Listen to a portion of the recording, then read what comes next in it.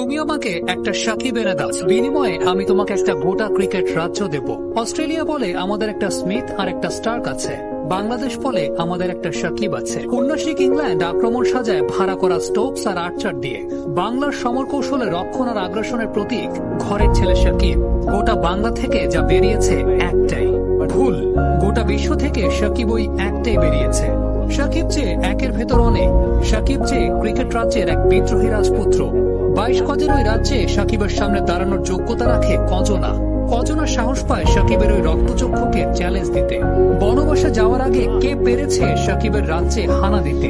কজনের সামর্থ্য হয়েছে গত এক দশকে রঙিন পোশাকে সাকিবকে ছুঁয়ে দেখতে। কেউই পারেনি, কারো সামর্থ্য হয়নি, কারণ সুপারহিরোরা সাধারণের কাতারে নামে না। He is a superstar of Bangladesh cricket. He's played like a superstar today. The world's best all-rounder.